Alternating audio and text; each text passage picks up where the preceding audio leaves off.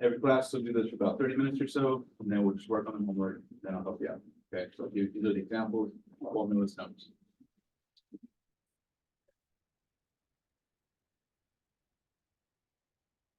So the homework is also gonna be like a big raw on Alex. Yeah, if you go under assignments, assignment one is gonna be this guy. Okay, that one. So the other stuff goes for grade. It's the first assignment for this section, right? Right, so the rectangular coordinate system is just the X and Y coordinate system where you plot points, draw lines. X axis is the horizontal axis, so this is horizontal. Or is that vertical? The X Which one is? is horizontal, right? The X axis. All right. So it determines if the order pair will be located, so the origin is the center, right? Right?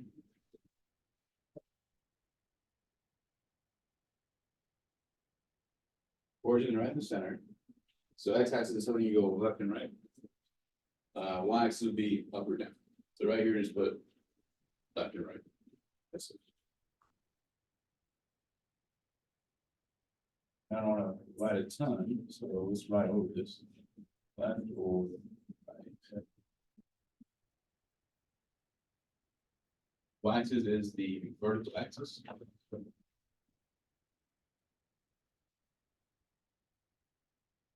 For the rectangular coordinate system, it determines if the order pair will be located up or down from the origin, but together there'll be locations like this. Okay.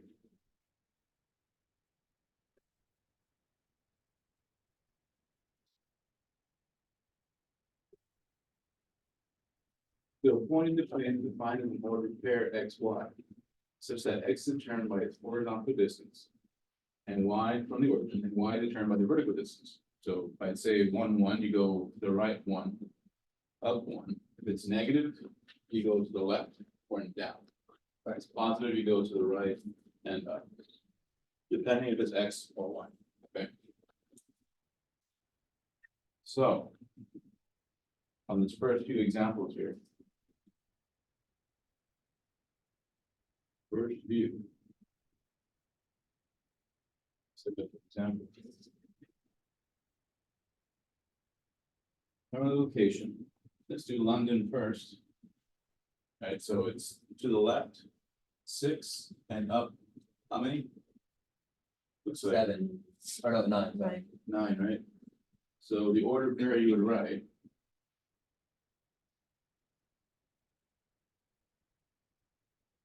Parentheses. Oh, the x is always first. So -6. Then to the left. 1 up, so positive. Say 9, right? Berlin. What is Berlin? 70. 8, 8, 8. Close, right? Good thing, so pretty good. Paris. 1 to the left, so -4. -4, but up. Beautiful. Burn, I don't know where that is, but. What is, point is that? 3. -3, but then went down, so it's negative. 3, -4. Okay, Madrid, or down. -8. Down. Yeah, both negative.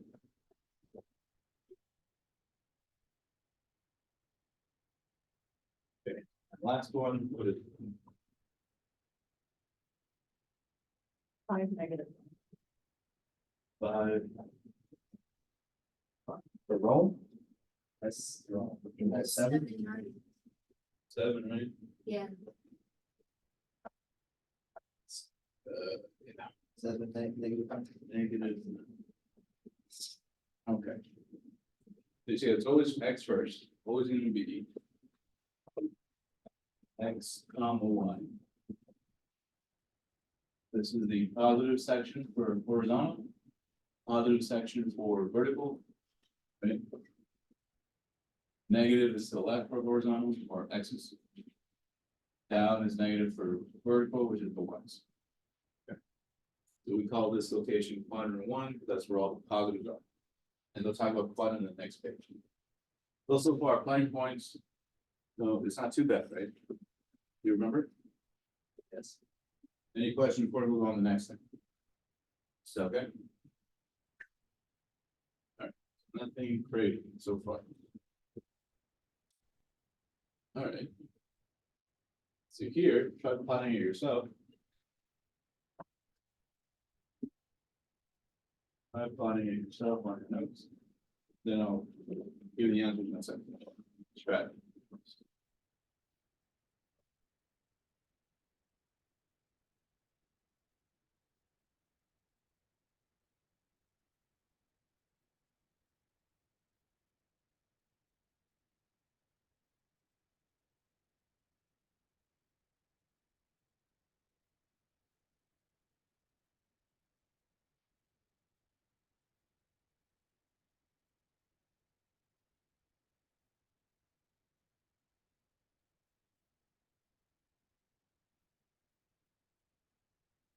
And label it with A, B, C, D. That helps.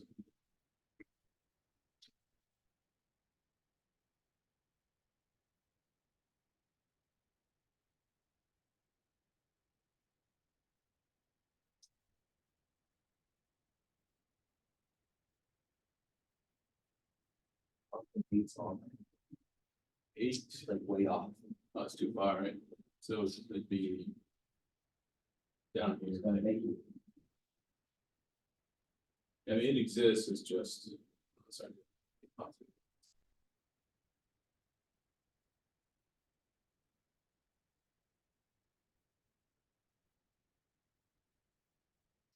Yeah, I get what you're saying. It's not really there. You gotta make it. Get out there.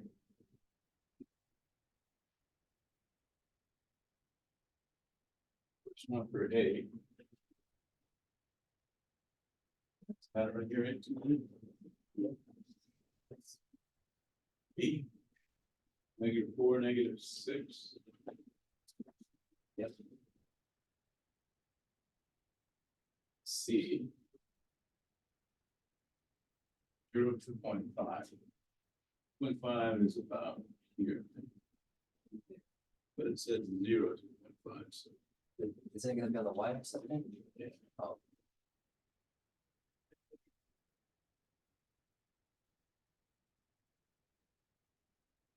-3 is 0.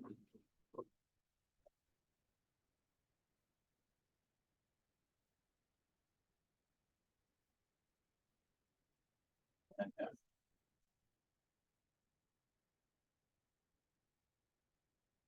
Yeah, many issues, plotting points.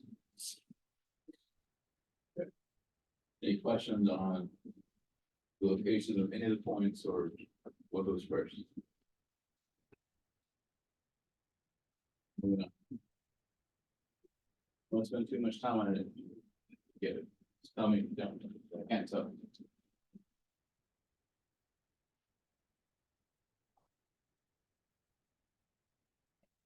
If you're the quadrants, it's counterclockwise. And you 1, 2, 3, 4. And books usually we write it with Roman numerals, so they have 1, 2, etc. No big deal. Remember, goes backwards. Okay. So on number 3, knowing that information, where is -4, 1? Which quadrant? Two. Yeah, it's gonna be 2. Which quadrant is -4, -2? 3. 3 is a -1, right? They're both positive, that has to be the OG right here. 1. Oh, the last one. The y-axis. Yeah, if X is 0, that means there's no movement on the horizontal. You go down 5, so I'm gonna be right on top of this guy, right? We said if it's 0 anything, it's always a y-intercept. Okay.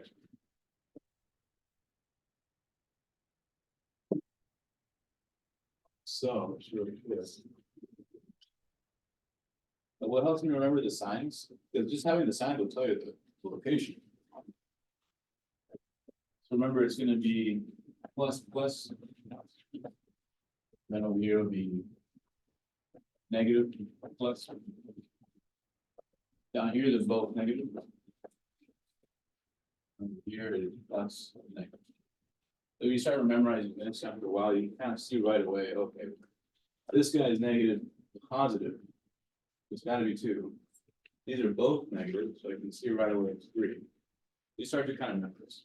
Yeah, but of course, you just plot it yourself carefully and see, okay, well, where am I? Whatever's easier for you, doesn't matter. No big deal. Okay. Are there any questions on quadrants? Straightforward. Plus, minus, minus, plus. Look at little, it's like weird faces. It's like a bird.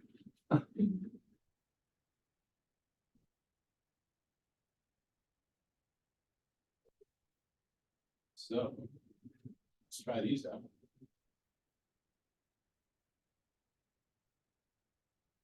So here are the time about X and Y intercepts. I gave you some notes on that a week or 2 ago, maybe. You said X intercept will always be will be 1. But where's the 0 at? For the X intercept? Right, if we're on the X, that means there's no Y, right? Right. If we're on the Y, then there's no X. X. But we kind of know part of it. We remember the ideas.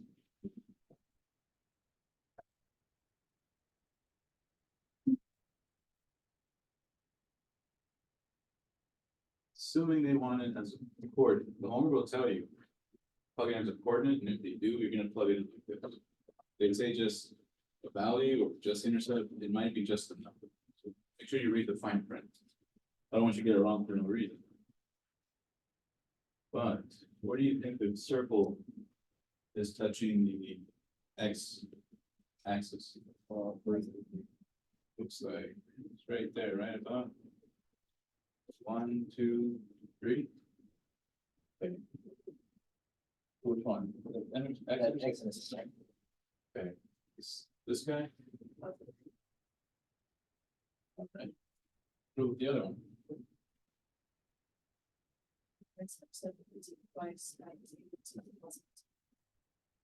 So we have 2, right? Oh, So let's make space for that second. That row too big.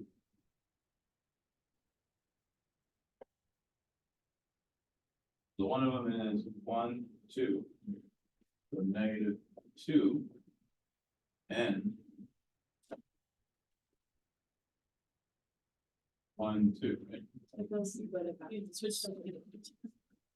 It's negative, it's negative.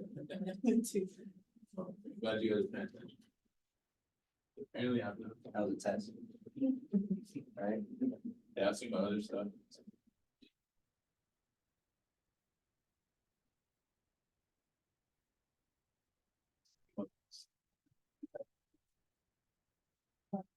Okay, so Y intercept. Just go straight down.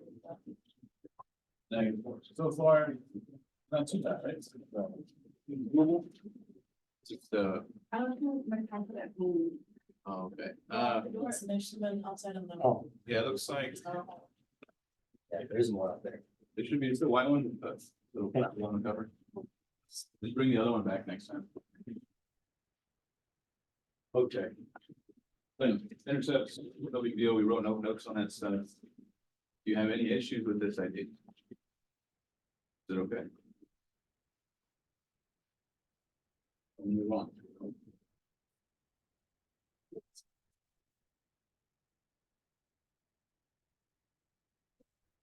All right, so I think this is the end of 5.2, the last page.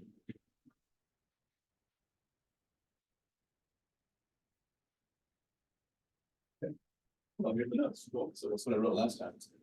They're right there. Find the x and y intercepts. To find the x-intercept, substitute 0 for the y. That's all correct. So literally what we wrote last time. Find the y-intercept, substitute 0 for the x, solve for y. Okay, so I'm just gonna make some little notes here.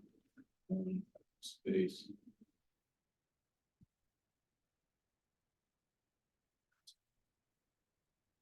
Number 6, so just run this. X-intercept. Substitute 0 for the y. This will be 0.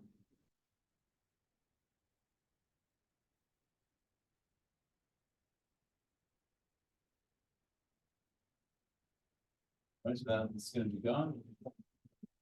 What's the next step? Divide on both sides by 4. Then divide both sides by 4.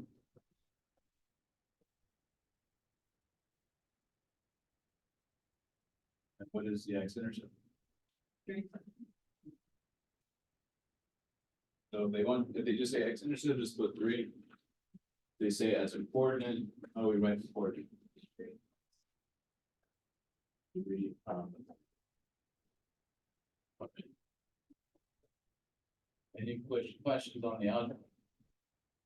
Okay,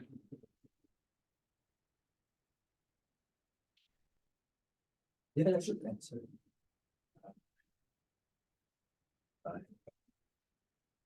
pencil.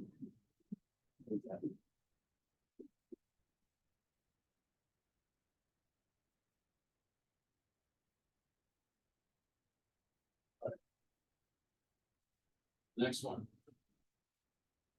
Find the y-intercept, substitute 0 in the x, solve for y, so same exact thing, but this part will be 0.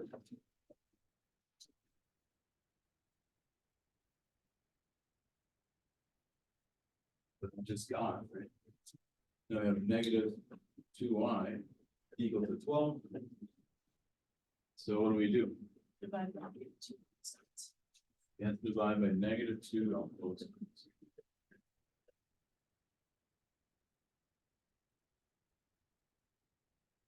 What is y?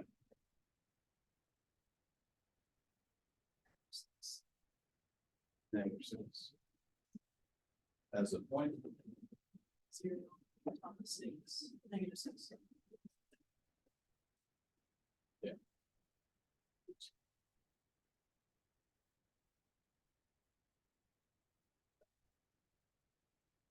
so I want you to try number 7. Don't have any space.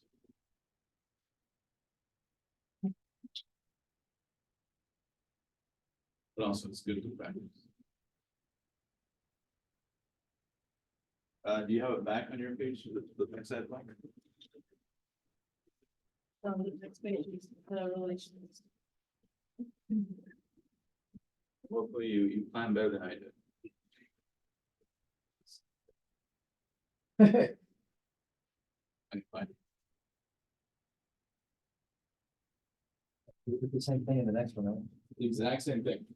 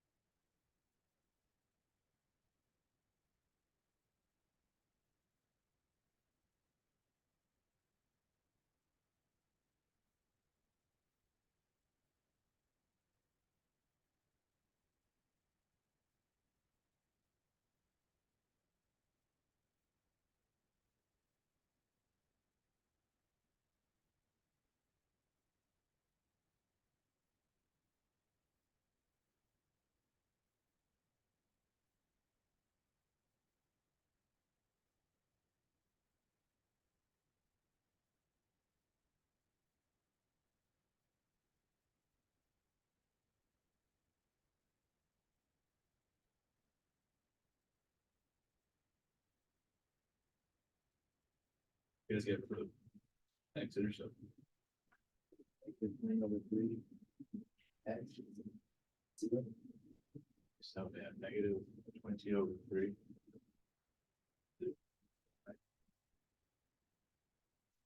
And the other one? It's 0,2. 0, Yeah. 0,2. It's not too bad, right? so you want us to write it in the fraction instead of converting it into a decimal for the x-intercept? Yeah, I want to see your fraction and it should be reduced if you can. The homework's gonna, tell you integer or fraction, Yeah. it's not gonna take. When you put the calculator, I think it automatically reduces it too, right? Your calculators can change it for you, sometimes. It's just negative 6.67. It doesn't reduce, do it like this. Like graph it's in a weird spot. Yeah, that's when the decimal is useful, so when you graph it. If they made you. Kind of estimate.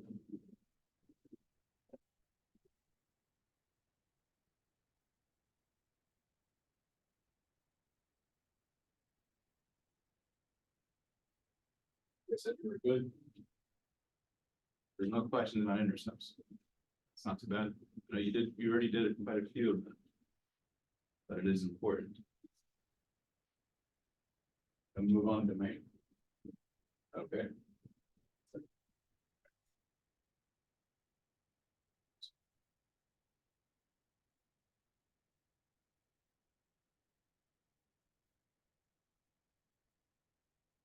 The domain is basically the set of all inputs, also all the x values, but here defined as set of all possible independent values. Y is the set of all possible dependent values. It could be a relation, but also could be a function. It depends what we're talking about. Relation can be really anything, just a set just two sets relating to things together. A function that has a specific definition, which we'll talk about later. That's just basically the easiest way to remember the x's is your domain. So here are points. So think of these as your x's and y's, independent and dependent. I haven't read the question yet, but we can label this. Pairs. Question says, find the domain and range of the following relations in the amount of gallons of unleaded gas. Blah, blah, blah, pairs, okay. So basically, about 5 gallons is 8.50. About 10, 8.30. That's the relation of relating fuel amount to price. That's it. So domains are the inputs. So basically, X is amount of gallons. So right here, you just list them. We have 5, 10, 12, 20, right? How do you know that the domain is the amount of gallons? The domain will always be your axis, your inputs, the independent part, because you can't have a price without knowing how much you're buying. So your dependent will always be your range, Okay, but the easiest way to remember is x's first. because the That's domain. $15 depend on the amount of gallons you have. Yeah, I see. so that's the independent part. Right. Okay. And over here, you put your price. So I gotta put gallons. Price.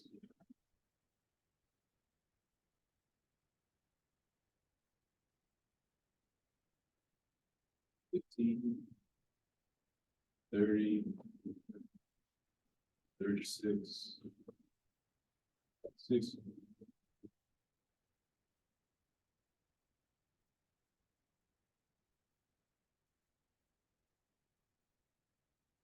that make sense? So make up your own 5 points, doesn't matter what they are, and then list what's domain, what's range? So you choose whatever you want, your ordered pairs. And then choose the actual domain. Random numbers, doesn't matter. Make it up. These have to be independent key packets. As long as you have them, just pairs, that's it. There's no restriction on your choices. They actually have to be numbers, could be anything. Could be people and phone numbers, could be people with height, age, anything. How many chairs in each room.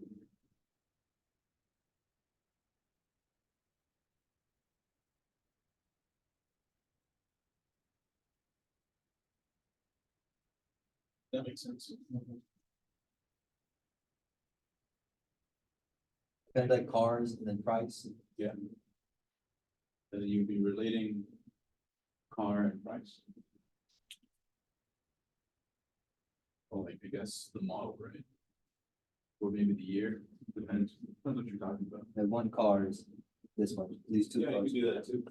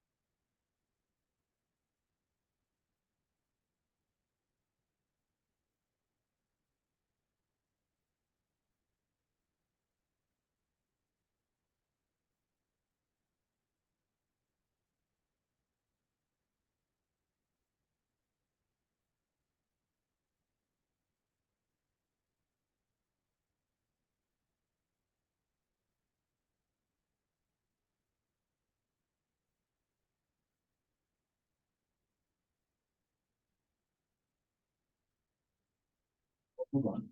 Does everyone understand what a domain means and how you find them? Does everyone know what a range is and how you find those inputs? Those set of numbers or whatever, names, categories. Okay. And for 9, we're able to pick your own pairs, choose domain and range. Any issues?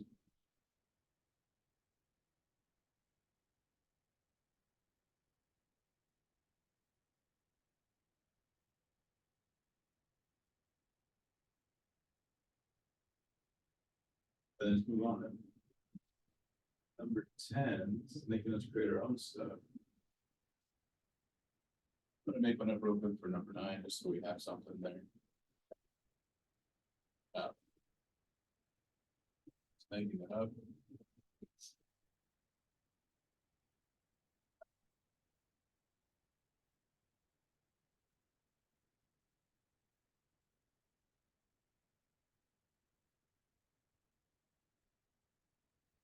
Set of points can be anything.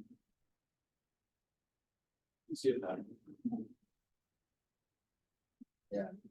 The amount that increases, the price increases, I guess, right? It is increasing, that's for sure. How much is it increasing by? Yes. Yeah, it's doubling, right? So all the inputs in the domain are being doubled. The 1, 2, 3, 4.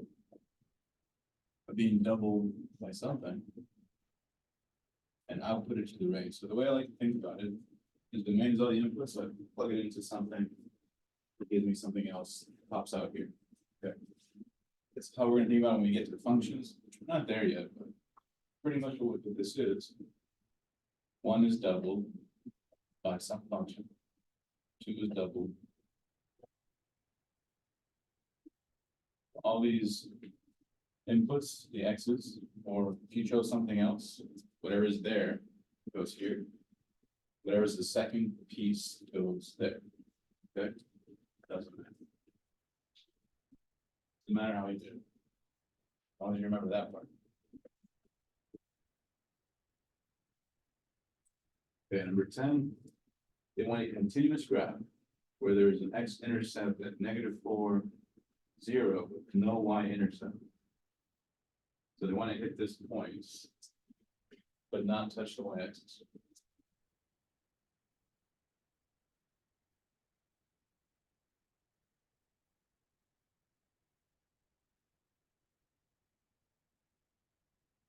This is what I can think of.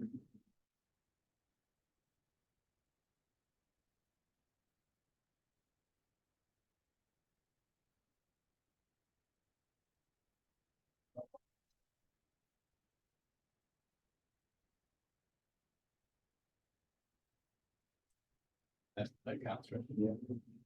Sure, there's other ones. We do a circle, maybe a circle that's only right there. Could do squared function going that way. It's continuous with the. A continuous meaning there's no gaps or holes. It doesn't like start and then jump to something else. Like a piecewise function. Just solid, no gaps.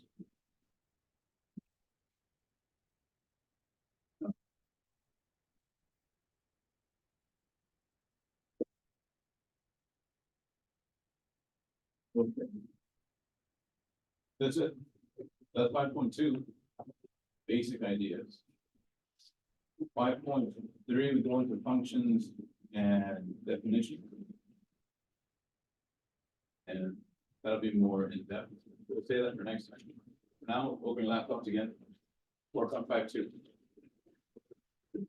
On Thursday, we'll do 5.30 and maybe a little more.